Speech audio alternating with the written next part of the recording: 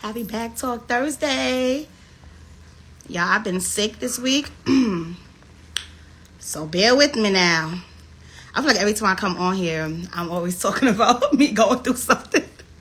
Because I always go through something, but I'm really trying to be super committed to this. So I am so excited for today's episode. So episode 9, we got my girl Stina. Why every time I pick my phone needs to be charging? Because I don't want this shit to cut off. Okay, here we go. Now she charging. Oh, speaking of, she just came in. Got my girl Stina in the building. Stina Dias, the hottest host and media personality straight out of Atlanta.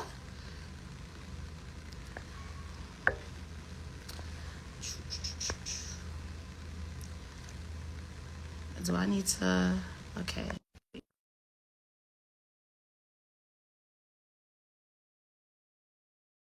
I'll go through. Is my sound good too? Is it like gonna tell me if my sound is bad? There's only 2 people in here. It's close to me. Hey, Will. I'm trying to see how I can set you up so you can see my whole stuff. I'm trying to watch my words too. Hold on. You got a filter on face?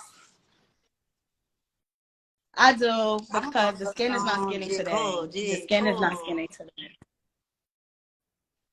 I used to beat my face for my interviews on Thursdays. Well, I was just like, girl, the content is what matters. Oh, girl, what happened? This is gonna be so funny. Girl, I'm like an old woman. This is so funny. So for those who don't know, this is my sis, Stina Dias, the hottest host and media personality in Atlanta. Her. So happy to have you here for Women's History Month. That's the month, right? I thought it was Women's History. It's always been March. Is it Women's History Month? Mm-hmm. Now, I knew it was Women's something, but I didn't know it was Women's History. I thought History, it was like Women Empowerment, whatever you want to call it, it's that month. All that shit. Girl, I've been shit. So how you feeling this Thursday? Because I gotta be at Fin and Feathers in Riverdale right after this. So that's, we filming. So that's really bad. But other than that, girl, running around painting my apartment, this marketing stuff for myself. But outside of that, girl, not nothing. All right, so we're gonna jump into it because I know you booked and busy. So if you could just tell us about your journey as a host and media personality in Atlanta. Okay, so like starting where? Starting from here or starting from? Let's start from the beginning. Exactly. Because you actually boom. Your city, Kansas City. Basically, I used to be, me and my homegirls, we used to always hang out. I don't want to say we didn't have a lot of supervision, but it got to the point to where we were able to be around each other without too much adult supervision. So her older cousin was already doing street team parties in the city and was doing street parties for adults, but it was nothing for the teens in the city. It was already too dangerous. So it was like, we got to find something. So we ended up making a group, and I cannot remember. Oh, Full Effect Junior. So the main group was Full Effect, and then we had a junior group. So everybody was like in all the major high schools in Kansas City. So we literally was doing, this is pre-social media. So we were hitting the basketball games. We were hitting, what I'm saying, the volleyball games, football games. We were at everybody's school or whatever. And we was like, here, you got to pass out these flyers. So it got to a point where our parties were so... Yeah, we talking about parties at this point, but now I'm just a promoter at this point. This is how I got introduced into it. And so I'm doing that or whatever, and the parties is popping. Like, they not regular parties. We got 200-300 teenagers at 16 years old, which is crazy. You know what I'm saying? So I ended up doing a fashion show. And she was like, you know what? I don't want you walking in the show. I want you to actually host the show. So I actually hosted my first, I guess you could say, official event when I was 15. So it kind of moved on from there. And I moved on to the interview part. I worked with Generation Rap for a second on the behind the scenes, on more so the production side. My older sister used to work there. So that's how I kind of got interested in radio. Fast forward to about 2018, 2019, because I took a break. I was a relationship girl, okay? My dude, he at home, I'm at home. Where he at, I'm at. You know what I'm saying? So I missed out on some of my college years, but 2019, one of my homegirls hit me up and was like, hey, we having a Mean Girls brunch here in Atlanta. I want you to host it. So it was 4 girls for 4 hours. Everybody had an hour. I was like, I want the last hour because I used to do this back home. You know what I'm saying? So she gave me the last hour, whatever, and come to find out the owner of the club was somebody I had known previously from just being out in the city. And I'm just like, I should be here every Sunday. And that's how Fin and Feathers was born. And that's how me being a media personality kind of just took off from that moment. But prior to 2019 It was all 20, I could say organic. 2013, I was not hosting anything. So 6 years, it was like a just dead space. So But you were still, yeah, I but you mean, were still networking doing and stuff. stuff. I feel like Yeah, that I kind was of with created a good Rachie. foundation We for were you. doing Fresh Empire. So yeah, You was doing Fresh Empire. yeah. So we were I doing did Fresh Fresh Empire. So Empire I was too. still in the industry enough to where I was able to still make those connections, but I necessarily wasn't, I guess you can say, the talent. I was helping the talent or supporting the talent or managing the talent. And so I kind of switched roles after that and then moved over into like the media host personality, that type of. So yeah. So this is definitely a competitive space. But I remember one time when I came to Atlanta, we were at brunch, we were talking, and I was saying how hosting in New York is different because hosting New York, Mm-hmm. I'm thinking I want to be on the mic. They like, oh no, they That's just the want you to show up and look same cute. thing I'm here in like, girl, I Atlanta. ain't a promoter. Same thing here in Atlanta. That's not me. They looking for you to not only host on the mic, but they also looking for you to bring people out, which is understandable. They Oh, don't even okay. want Well, you to no, touch the mic it's out happened here. here too.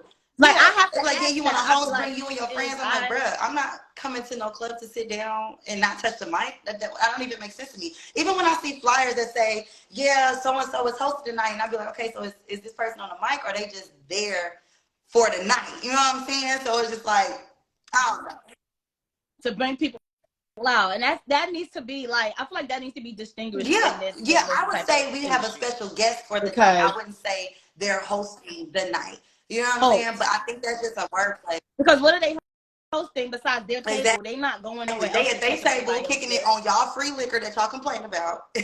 You know what I'm saying? So Ain't bring nobody but exactly, they girl. in Y'all need to bring there people to who go and spend spend your money. money. You know, I'm in there to make money. We just different. So how do you stay relevant in such a I just feel competitive like there's a industry? lane for everybody. And honestly, like I just was talking about this. The difference between fitting in and belonging somewhere. I've never tried to fit in. You know what I'm saying? So with it, I guess the competitiveness, I don't want to say I don't have any competition, but everybody has their own lane. It's enough space for everybody to really eat how they want to eat. So when it comes down Mm-hmm. to that, I mean, you gotta take into account too. People are taking jobs for less money or no money at all, which I mean, I will never compete there. You know, you got people that are doing half the work but still getting these gigs because of who they know. So that's just something on my part where I would have to know. So I don't really consider it competition. I consider it more so of once I know my audience, which I already know now, and who I'm directed towards, I feel like my tribe is gonna find me. So I don't really feel too much competition. But it's crazy when my name really started, like, I don't want to say popping, but everybody was like, okay, who? It's a girl on the mic. Yeah, who's this girl No, that's it's on the mic? popping. You know what I'm saying? And I would walk into other spots, you know what I'm saying? I would see dude hosts, and they would be mugging me. I mean, like straight mugging me, and I'm like, bruh, I'm a whole. We two on some On hating some hating, shit. on Yes, some I'm like like, we hating two stuff, different like lanes. You know oh what I'm she saying? here to I'm take like, bro, my I'm not here job. to take your job. I'm here to have a good time. I'm speaking to the DJ because I know the DJ. I see you. I'm not rude. You know what I'm saying? I ain't coming up here to grab the fucking mic, but at the same time, do know if I did, If the opportunity I grabbed arises, the I will be mic. taking. So yeah, I mean, I don't really see no competition. I really feel like a lot of great people had teams. You know, whether they were silent, whether they were upfront with them, winning with them, you know, at every whatever. But I just feel like there is no competition. Atlanta is big enough. The world is big enough to really push what you want to push to whoever you need to get it to, and you still be able to eat off of that. So I don't see no Mm-hmm. competition. I don't. What do you think are some of the misconceptions with hosting? Because I feel like people only see what social media shows, like, oh, she lit out, but they don't realize the work and the grind I and the think, behind the I mean, scenes this is for part of any it. entrepreneur. Let's just blanket this. For any entrepreneur, the work don't stop when Mm-hmm. you are when you done with your event. The work don't stop when you know what I'm saying. I'm at home 3, 4 in the morning making branding for myself, or emailing somebody, or even if I'm out and we just kicking it with friends, I'm sitting here trying to market myself to other people or still make connections. So I think a Mm-hmm. misunderstanding is that I like being outside. It's like, oh yeah, you always outside. Like, bro, I'm at work. When you clock in to your 9 to 5 or whatever you do, I'm like, yeah, you outside. No, you're at work. So I think I agree. I think with you though, you have an organic personality. I'm gonna throw me in the box too. Like the way we navigate in this industry, it's easy for us because I don't see either of us doing anything different. Like that's just who we are. So do you think there are, like, if someone was looking at this and like, I want to start hosting, what are some foundational, traits that you think they need to start enhancing and working on before they start trying to demand One, being paid I for the think work? you need to build your communication skills. It's a lot of dead space when it comes to hosting, and that's not just in the club, that's everywhere. And just know how to captivate your audience. So really knowing what you're talking about. This is, I feel, a profession where you can't really fake it. Outside of if you up somewhere, entertaining and a hype man, I get it. But when you're more so on the realm of interviewing or in front of a live crowd where they're engaging in a show or a concert, you got to know how to keep them engaged. So I would feel like having that personality skill, that brightness that people just attract to, would make the most sense. One. Two, networking. You need to talk to everybody. And when I say everybody, I mean everybody. It's literally nobody. I can talk to a doorknob. You know what I'm saying? So it's just like you can't feel like you've already made it and not talk to nobody. You know what I'm saying? Always more to learn. So I would say one, just start on that communication and really how you spew your words out. Two, I would say networking, and three, I would say what do you want your image to look like? Who do you want to be around? Who do you see yourself around? And honestly, I would say get a mentor. Working on taking advice and not necessarily thinking you know it all. That's always going to be your best step, is always being a student first, and allowing people to come in and kind of critique you in a great way, especially if they're doing what you want to do. I would say pay attention to them and own in on, like, hey, how did you maneuver through this, or how did you matriculate through that? What made sense for you? And let me see if it works for me, because you're successful right now. So I literally would just say, like, literally just make sure that you're able to communicate with people. That's literally the basis. And everything else, if you being your true self, you ain't gonna have to feel like it's hard. It's just gonna come natural to you. So not for now. Agreed. When it comes to being a woman in this industry, do you think it's easier for us to maneuver in this, or do you think we kind of get more of we get more of the runarounds? If if we was a man hosting, would we I have to would deal with some not of the say the stuff? runaround. I think we get more sexual innuendos. I feel like we get tried more, because it's like, if you owe me at the end of the night, if you owe me this amount of money, I don't care how much your bar made, I don't care how much your door made, I don't care how much the food was selling. Where's my bread? And it's like, y'all don't do that to dudes. You know what I'm saying? Y'all allow them to at least have a man-to-man conversation. But it's people right now, and I hate to say it like this, who kids got on coats that don't need to have on no coat, because I have not gotten paid. You know what I'm saying? And like, you did that. Say Yeah, what you said. yeah, you Woman did said that 3 because months. I'm a Pay woman, us and I'm not our about to work. pressure. I'm not about to be out here chasing down no man for no bread. It's just a live and you learn type thing. So I wouldn't say it's harder. I just feel like you have to be a little bit more stern, and I hate to use the word, but you got to be a bit bitchy. You know what I'm saying? You got to, like, let people know, like, yeah, I'm cool. We can have fun, but don't play with me. You know what I'm saying? Where's my bread? Business I is came here, I business. did my job regardless of whatever your night looked like. And that's what I'm expecting at the end of the night. You know what I'm saying? Whether you go home with money in your pocket or not, that don't have nothing to do with me. You hired me for a job. The job was I did completed. my part. And now it's time for the exchange transaction. Yeah, where is my Services were money? rendered. Do you Maybe, girl. I had a question on the tip of my tongue. Yes, boundaries. I'm cracking up at the comments like, yes, doorknob. I'm like, not y'all live for that. When it comes to boundaries, Funny, because I sat here trying to fix my ring light. I was cracking up while I was setting up my stuff. I'm like, this interview is not going to be as serious as the girls think, because you're Oh, about great, to girl, because I got some wine right here. But that's fine. Yeah, I got. Do you think, when it comes to being a host and as a woman, creating boundaries and also your brand, like, do you take on all opportunities, or are you saying no? Especially when it comes when you're building your brand and you I want to feel get your like name when out I there. was, and I don't want to say early on, like I'm still not early on, but when I was first getting my foot back into it, I did. Whenever it was an opportunity for me to take the mic, absolutely. If it was a free gig or if it wasn't paid, but it was necessarily like exposure for the right people, I'm there. You know what I'm saying? But I think as you grow and you start to know, like, okay, I'm actually getting paid this amount for gigs now. I'm actually getting called out by these people. This person is emailing me. My name is in this room. So now your value done gone up. So I feel like that's when you have to start discerning between like, okay, this is an event I want to do and this is an event I need to do, you know? And then outside of that, you'll have your friends hit you for favors. You'll have your, you know, people hit you up for those types of things, which is like, you know, on the back end. But I feel like first starting off, you do need to open yourself up to all opportunity, and blocking yourself off doesn't even make sense. It's literally it's detrimental to you. It will behoove you to take opportunity when you first starting. But like I said, when you get deeper into it and you've done certain events and work with certain people, that's when it's like, thank you for the opportunity. Yeah, thank you for the opportunity, but I can't do that for that price. I can direct you to somebody who may, though. You know, I don't want to destroy the relationship because it's not something for me. And then I'm the type of person that if we around each other and I know you do what I do, I'm gonna plug you. You know what I'm saying? Especially just getting started. So, like I said, it's room for everybody to eat. I just feel like continuing that networking for real.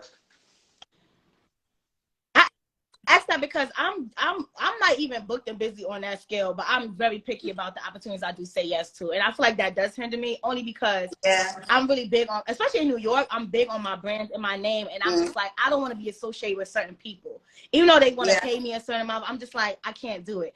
Even when someone asks me to be on a podcast, I don't ask nobody to come on the podcast, but if you want me, look at my page and see the type of content I post, so you can know if I'm for your right audience, because I'm not coming on your podcast to keep just to talk about relationship shit. I have stuff of value.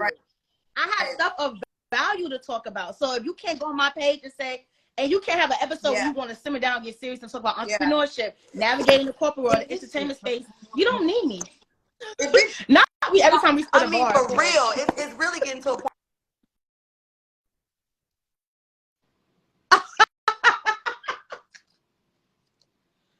Do I need to invite her back in? Let me see. She's still here. Hey, y'all! It's giving every time we spit a bar, the phone like, what the fuck? Hey, get off my yard, dadnammit. No, I'm playing. Can you share with us the platform, Live Fast, Die Pretty? Like, where did that come from? Absolutely. Y'all, I'm about to be 28 in 2 weeks. And I feel like I didn't live like 30 lives. I'm not, like, I'm being so serious. I didn't live like 30 lives, and I've only allowed myself to live 30 lives because I'm like, bro, I can't sit here in this. Something got to change. You know what I'm saying? And I'm just a completely different person. But I feel like, when did I get this tattoo? I got it tatted on my arm. It happened, I want to say when I was 16. I was going through this phase where my hair was blonde, and my mama told me no to getting belly button piercings. So in my head, I'm like, okay, if you tell me no, that means I asked. So if I never ask you, you never told me no. I was one of them kids. So I went and got the tattoo. I looked it up on Tumblr. This is during Tumblr days, where it was like, live fast, die young. I don't want to fucking die young. I'm already getting shot at. I'm already, you know what I'm saying? I'm already in this crazy. That's a little too close to home. Young, but I know what I do want to die. Pretty. You know what I'm saying? And the life I was living, I wouldn't necessarily call it fast, but it was fast enough to where I was doing stuff at 16 that people was doing at 25. I was doing stuff at 20 that people was doing at 35. So I've always been kind of ahead of what it is that I've been doing. So Live Fast, Die Pretty came from that. And then the older I got, the more I realized, like, yeah, life is actually fast as hell. And you do want to look beautiful while you're doing it. Regardless of whatever you're going through, you got to find the beauty in everything. So the term kind of switched from me being a, I guess you could say, delinquent to my mama. It started off with me being, you know, just going the opposite way, being hard-headed, just trying to find a way around something. And it eventually turned into like, dang, this is actually how I live my life. I want everybody to see the beauty in me. I want everybody to kind of see what I have to offer, regardless of how fast it looks like, you know? So it just transformed into that. And essentially what I do want it to transform into going into the future is I want it to be a media group. I want to be able to mentor people. I want people who are in our same lane to have a place to come to still learn, because we aren't a traditional, you know, career path. We aren't something that people go to school for outside of, you know, mass media. But that's just we hustle.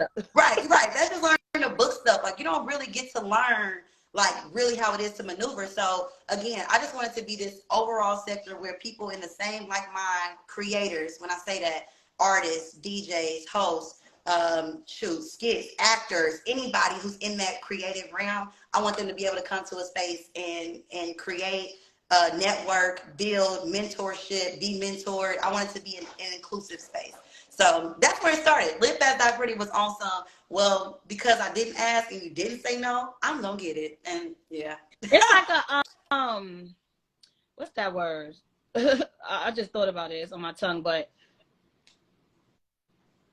you know that episode Martin when he was like, "It's nothing to it but to do it." Yeah. It's like that type of thing where it's kind of like something that manifests in itself, like Live Fast Die Pretty, like going after what you want, not being afraid, and taking risks is what I was trying to say. Take risks and just going and just doing whatever it is that you want to do. That's exactly what it is. That's exactly on a shirt so I can wear it out here. I'm trying to tell you, the merch is coming. Yes, Amon. When I tell you, Thank you. Into the ground, we working. It's coming. All of it is coming. I just got to get my website redone. Somebody over there in the corner. So you mentioned networking. What do you think are the best ways for people to build relationships and network in this industry? So going back to my first time that I stepped back in, or not my first time, when I stepped back into hosting in 2019, the pandemic hit probably like 6 months later. So during the pandemic, I was like, what can I do like outside of my regular job? Because I was still working for the government at the time. I was like, what can I do to make this? Yeah. The government girls be okay. Yeah, that's how I know it ain't for me. But during the pandemic, I was like, bro, what can I do to scale this? Because at this point, I had residencies. Like, it was a point in time where I was working 6 nights out of the week. And it was like, okay, this is a regular job. Like, I'm getting good money. It's making sense for me. But I don't want to have to work this much. You know, I don't want to have to do that. So I literally started looking at events on Eventbrite. And this is a real, you know, a little bone from whoever. I used to get on Eventbrite and I would email the event curator. Who is your host? What are you? Do you need a host? Do you need assistance in this? So that was my initial way of networking in this industry when it came to, you know, during COVID. I was hitting people up through the email. I was texting people like, and in my mind, the worst you can do is not respond. You know what I'm saying? I can't lose here. So you might as well shoot every shot. So that was my first way of networking. My second way of networking is, again, at all of my residency spots or wherever I'm hosting it, I make sure for people to see who is on the mic. I'm walking around the crowd. People are noticing who I am in that light.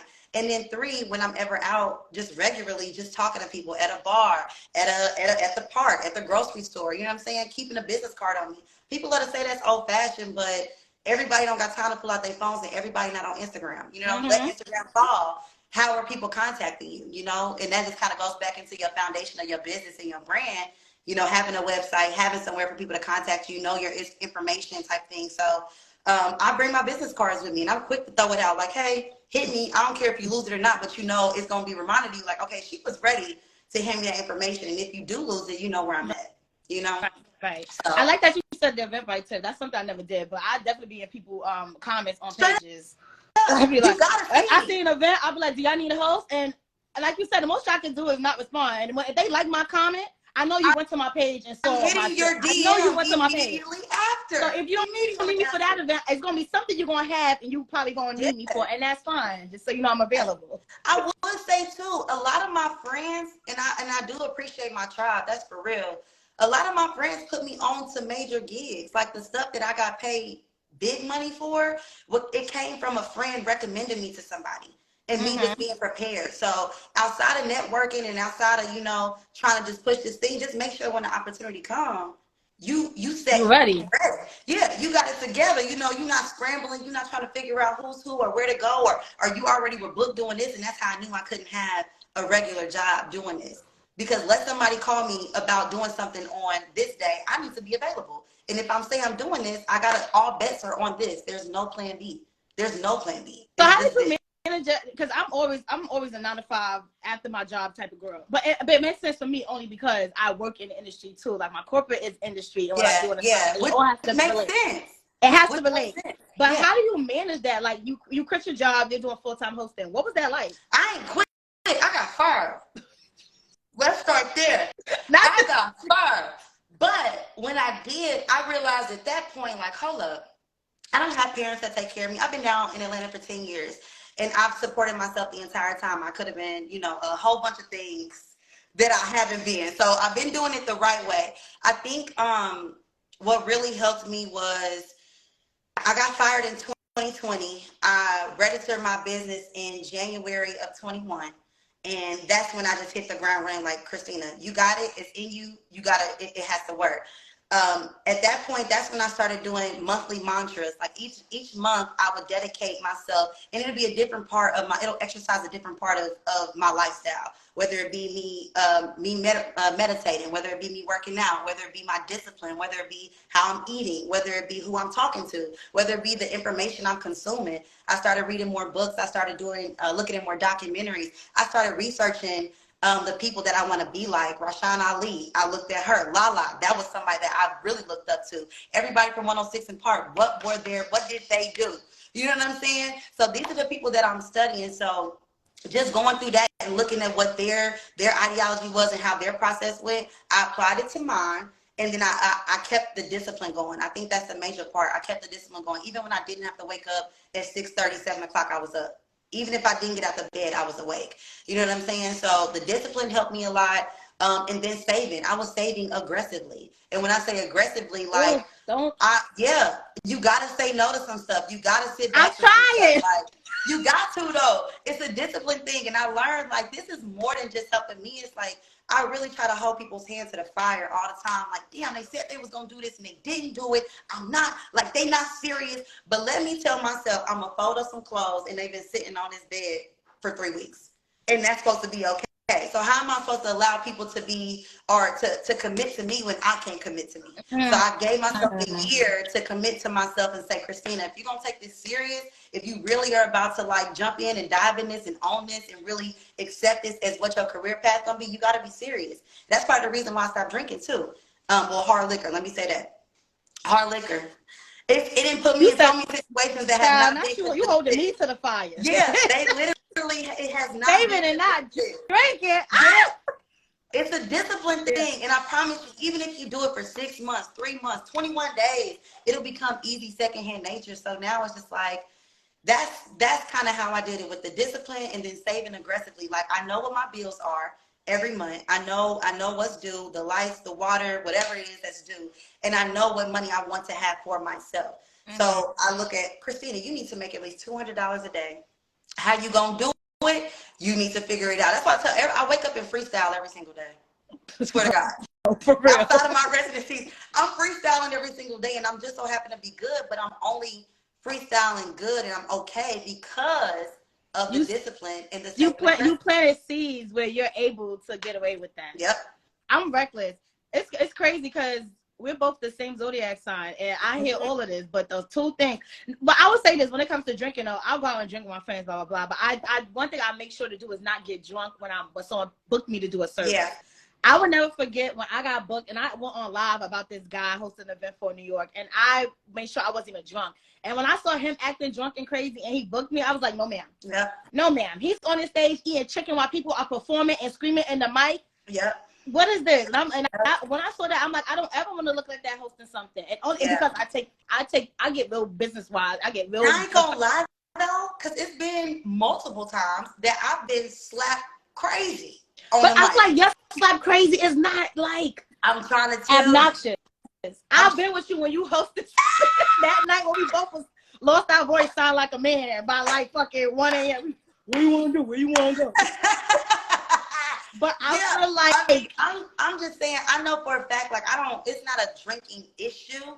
I do feel though when you are drinking, you aren't as on your game. Mm-hmm. And I feel like it takes away, after a while, people kind of expect you to be that lit and not have that professionalism about you. So just before you get into like really the industry and people knowing who you are, I would just say divide the two. Like if you're going to turn up, do it here and there, but you know, it's kind of each his own. It really is, because it ain't really, it was detrimental to me. It wasn't, but it could have been. It could have been. Do you struggle with giving yourself grace? Like you going hard, like when you're not, okay, the moments when you're not getting the opportunity that you know you're supposed to get. Are you hard on yourself, or you're just like, it'll come? Because I'm very hard on myself. I'll be like, bitch, you don't, this is your fault why nobody want to work with you. I used to be, but I stopped. Because I realized, and it's crazy, me and my well, you know who TK is. TK from BK. Yeah. Shout out to TK. Right. We just had a conversation yesterday, bro. And we was like, we always look at all of our friends who are winning. When I say winning, I mean like that are really, really winning. We have a really good circle. We really, really do, like of close proximity. So you're looking at your friends that's winning, like, damn, I've been working, I've been doing this, I've been doing that. Why is it not hitting for me? And I had to sit back and realize it is not your time yet. You are not prepared. And it showed up and showed itself last October or November. I was just moving to this apartment, and I told myself, Christina, for 7 days, you're going to fast, you know, and this is when I was trying to get the 94.5 position. They were opening it for the radio station. And then I'm thinking in my mind, I'm like, who better than me? I got 3 residencies in the city. I hosted almost every club in the city. You know, I know these people. I got the discipline. The girls know your name. Right. I just got off the stage with G Herbo. I just did the Buckhead Theater. Like, I'm doing all these things. Why is it not coming? Girl, it just hit me in February. Why I did not get it. I was not ready. Because on the 7th day, I mean, it was so lackluster. On the 7th day, I took a shot. And I was supposed to be fasting. And I mean, something as little as that. And it might not have been the reason, but this is how I'm correlated. I couldn't even, again, keep that promise to myself. You know what I'm saying? To finish out what I said I was going to do. To say, to even pray to whoever, the higher power, God, whoever y'all believe in. To pray to him and to get what I wanted. Mm-hmm. And it's like I was wondering why I didn't hear a call back. Mind you, I'm talking to the producer of the radio producer. I'm talking to the show directors. I'm talking to the DJs, the engineers at 94.5. And it is just not happening. I'm not getting the email. January go by. February go by. What's going on? Yeah, March. Yeah, and now we in March.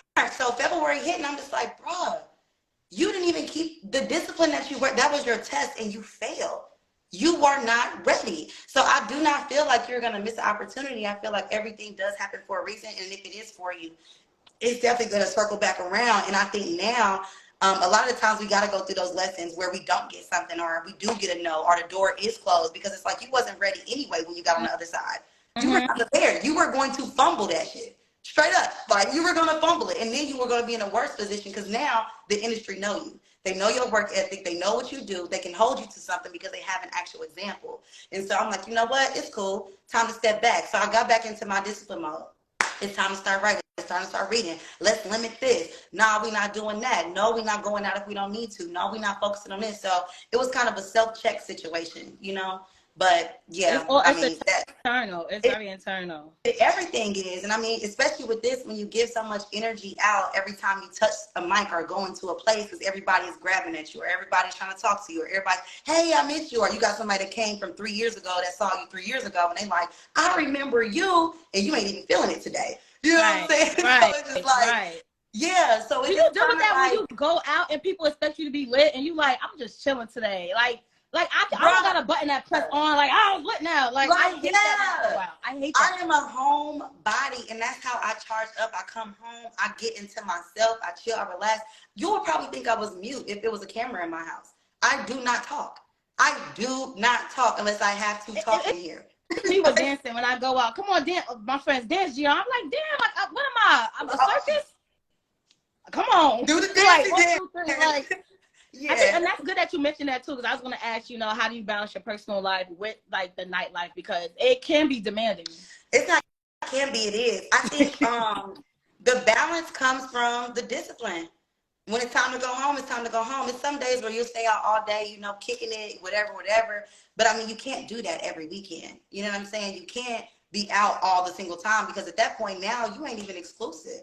We know for a fact if I go out, I'm going to see you. So what is the point of me paying you to be there, especially when it comes to us, So I limited me going out. I mean, if I am out, it's really on some like business or whatever, or somebody's birthday. And that kind of like just depends too. But I don't really go out like that. I'm at the house or I'm at work. And so when people be like, yeah, what's the move? I'm like, I've definitely started being intentional when I go out too. 1, because I'm trying to be careful again what I'm associating myself with, but 2, and it's funny because when I do go out and post, it be the same people like, you always out. Like, you only, when I post, I'll be out. I said, but I promise you, I don't be out. Exactly. Because if you notice throughout the week, I'm posting memes. My close friends, I'm posting funny stuff. That one weekend I go out, I'm like, if I'm going to go out this week, I'm going to go out with a bang. And the next week, I'm chilling. Because it's like, it was someone's birthday or I'm supporting someone's event. And it's crazy because a lot of events in New York that I go to is too the Situationship Dating Show and RBK. Those are 2 events I go to religiously.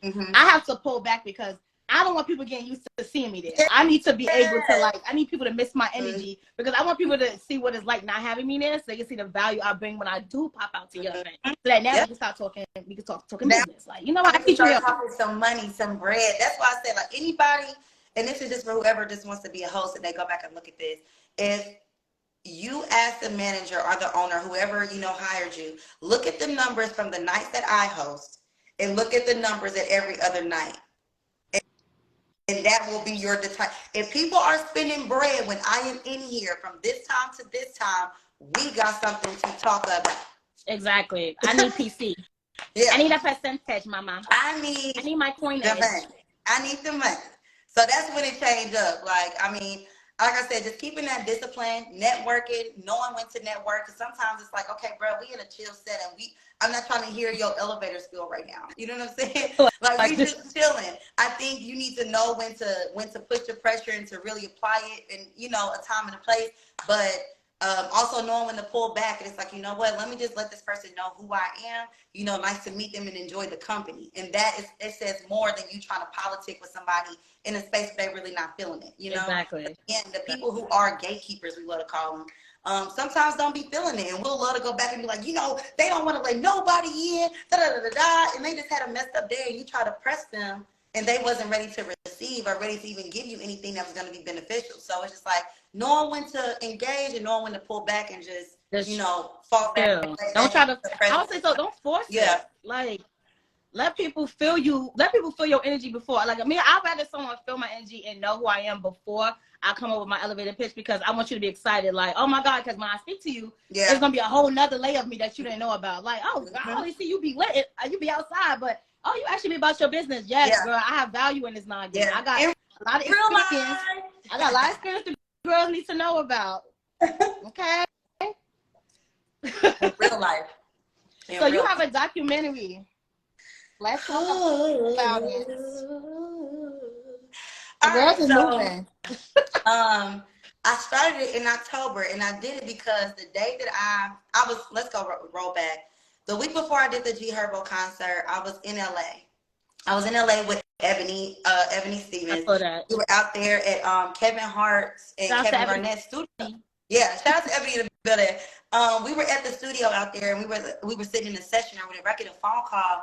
My homie from his name is Ryan. He works with Community X. It's a big gamer platform essentially, and they kind of connect HBU sports and games together, and they hold like tournaments. So, oh shit. So he hit me up, was like, Stina, what you doing next week? And this is what I mean by you can't have no job because you never know what is going to hit. So he called me and was like, Stina, we need you next week. We at the Tabernacle for the G Herbo concert. I cut my flight short from LA. I cut my flight short. I was supposed to come back that Wednesday. I came back that Sunday because I knew I was moving. So I was like, I got to get back home, pack up all my stuff, get it on the truck. And this is all in a 4-day span. So the day of the G Herbo concert, I moved everything out of my apartment. Me, I picked up 2 dudes at Home Depot. And this is what I mean by also being dedicated to, like, the excuses that you make when you at work, you cannot make for yourself. So that's another thing that people get misconstrued. When you go to work, you like, stop yelling at me.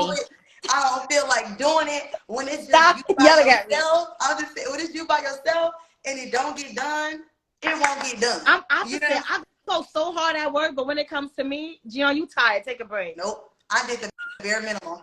I mean, the barest of minimum. The bare minimum. I'm not going above and beyond. I will see y'all tomorrow when it's time to clock back in.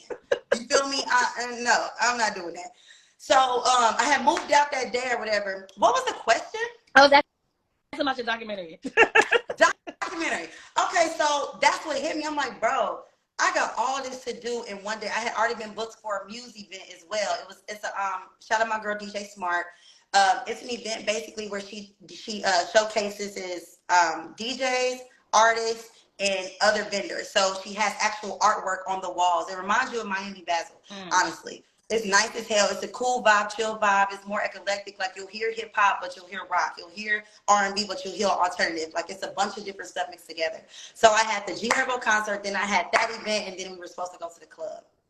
So I'm like, you know what? We're going to make a whole day out of this. I hit my homeboy up like, hey, I need you to record me. I'm going to get a black truck. I got some champagne. We're going to be, like, we had a dressing room and everything. So that's how it started. It wasn't even a true plan to make it into this big old thing. And so I was like, you know what, I should do a day in the life. A lot of people been asking me to do it. I'm just so guarded. I'm so guarded. Like, I give everybody just enough to be like, damn, I know Stina. But it's like, nah, y'all don't really know me. Like, at all.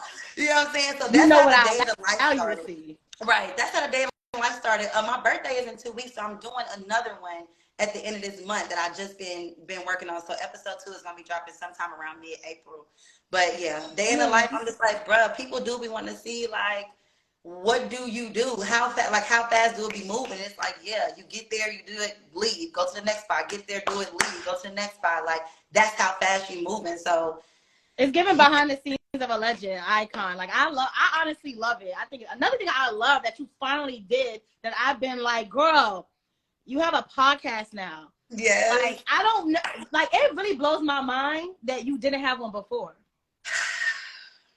So let me just tell you, I I'm a very, very private person. Like, no, like, regardless of what everybody sees, and I don't even want to say I'm an introvert because I wouldn't even go as far to say that, but I'm very, very private. Like, you'll know that I get lit, you know that I like to dance, you'll know that I like to do all this, but you will not know, you know what I'm saying, who I am. So I knew You're when an you had a intentional podcast, extrovert. That's what it yes, is. intentional extrovert.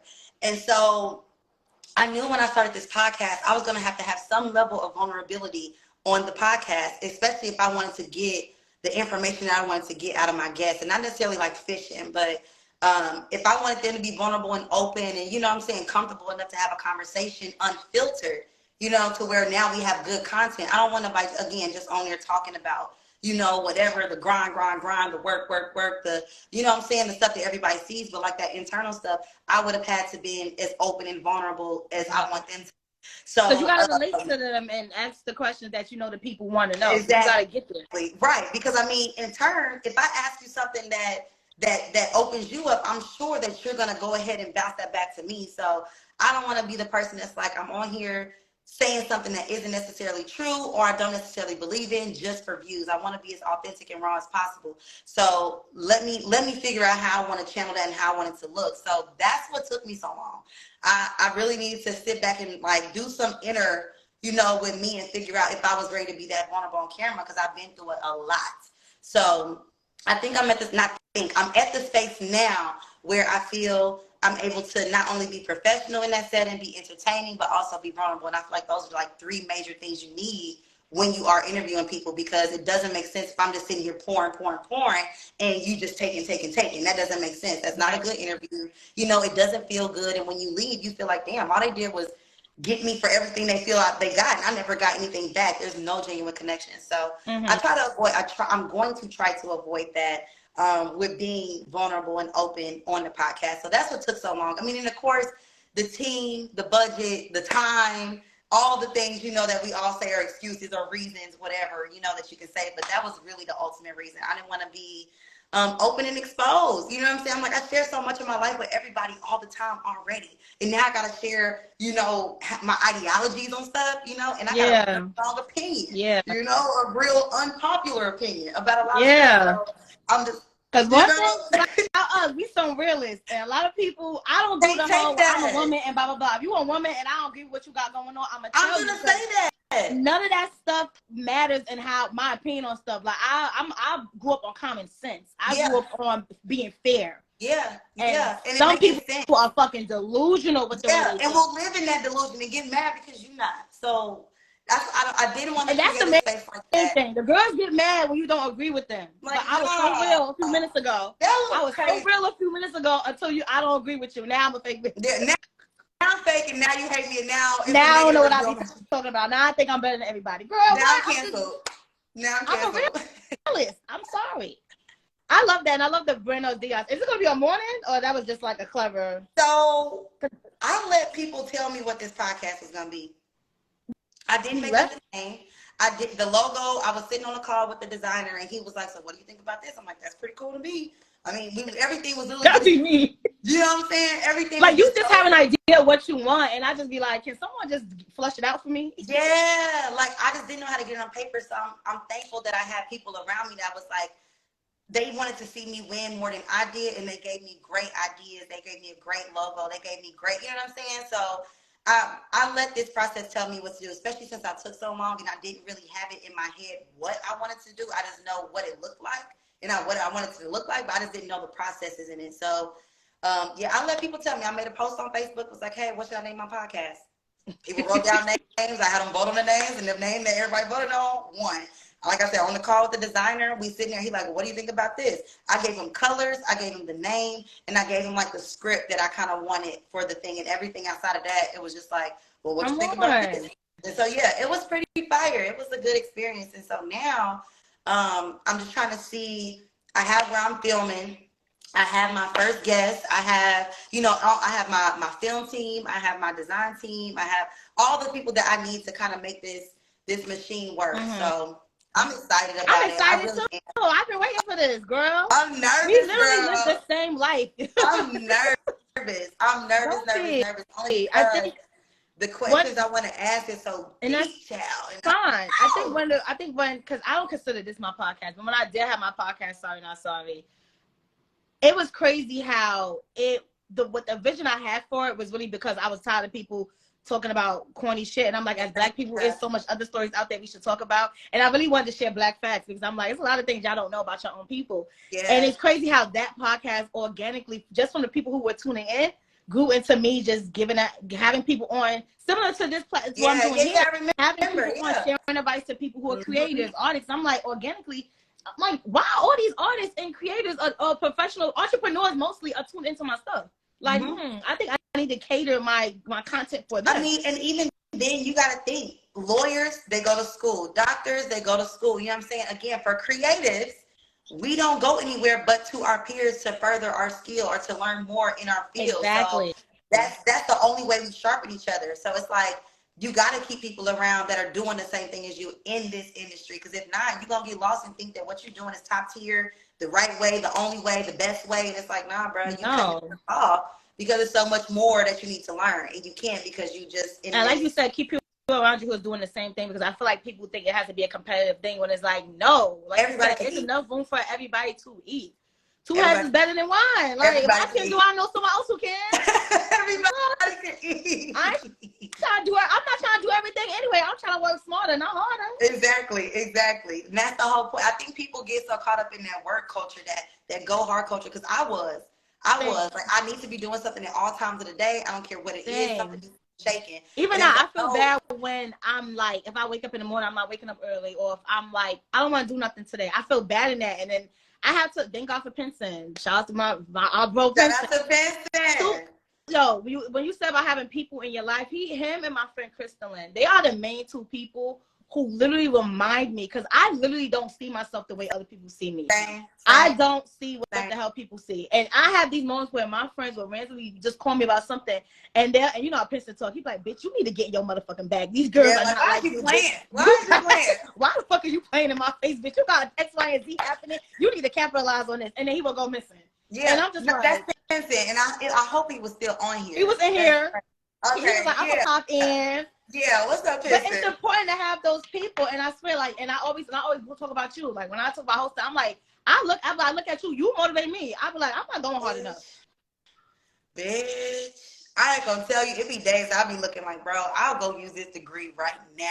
I'll go let me go get me a little $85,000 job, you know what I'm saying? Do my little clock in, but that's the easy way for me. You know what I'm saying? Some people need that, and that's what people function in. But for me, I feel like everybody has different routes to get there. Do what works for you. I think the beauty of having a platform like this is I can bring you on and interview another host, and you can see the different lanes people take and kind of relate to who you want to relate to. And it's showing that it's enough room for everybody to do this shit. Everything, like, and literally. And do it together. Y'all grow together. I don't think people understand that. It's not a this thing. Girl, I can't. It's a. If you wait when you don't think I gotta do this. Girl, I'm at this Grammy party. Get this flight out here. Like, you don't feel like what we doing? What we doing? It's a this thing. It makes it much easier for when you do break into the industry. You know who you could trust because you know your friends who've been there from before. Mm-hmm. That's what I want. That's why I'm happy now. I'm figuring out who's for me, who's not for me, and I'm standing on that because I be like trying to give people chances. I have to stand on that because I don't have time. I'm moving and shaking. I need to know if you're with me or you're not. I don't got time to teach you how to be a friend. You got to, because you're going to look up and that same person that you knew you were supposed to not be cool with. Posting your news on goddamn Shade Room, like, Now we on the Shade Room. Like, come on. Now I got PR. Hello, can we get the crisis management team online too? Can we get Beyonce team to get these pictures down immediately? Immediately. On Beyonce's internet, bro. Get these down immediately. She know how to handle this.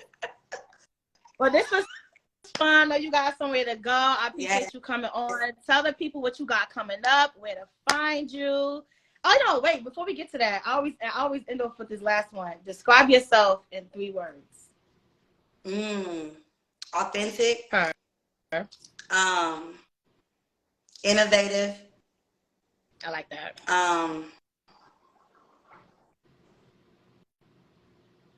Little tongue twister.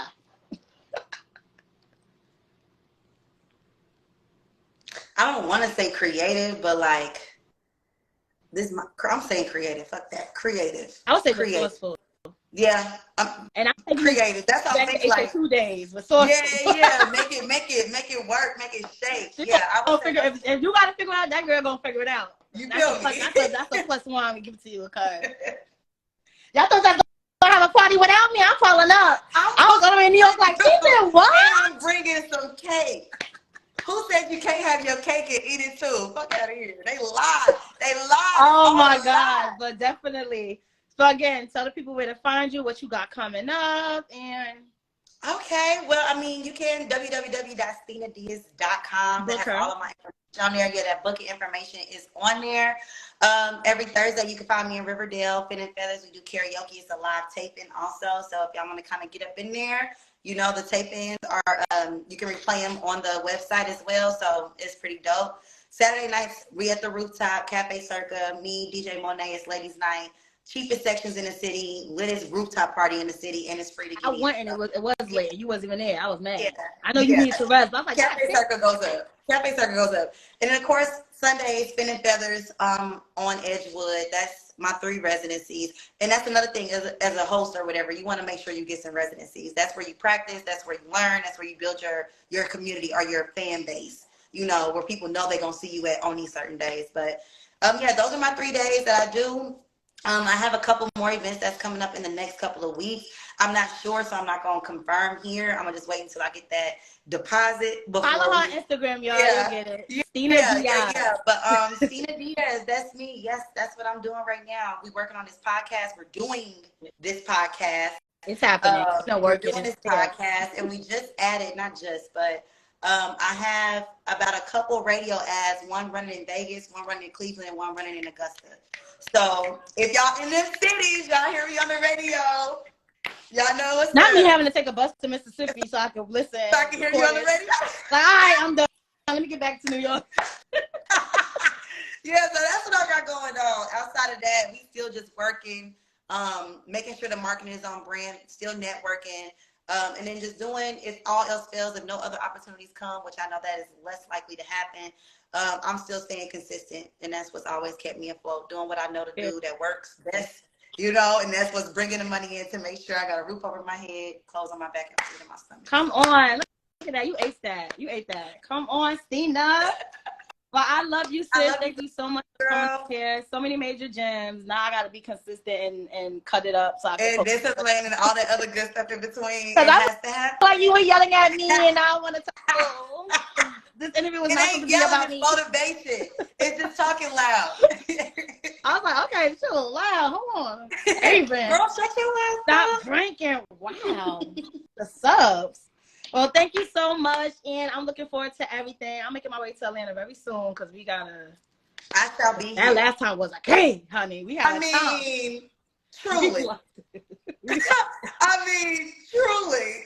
We had a. I love you. I love you. I love you. I love you. I'm so proud of you, baby, and I can't wait to try some more. Yes, thank you for having me. Come on. God damn it. We're at the end. Jesus. I love you, G. I love you, baby. Have a good night. You too. I'm killing it tonight.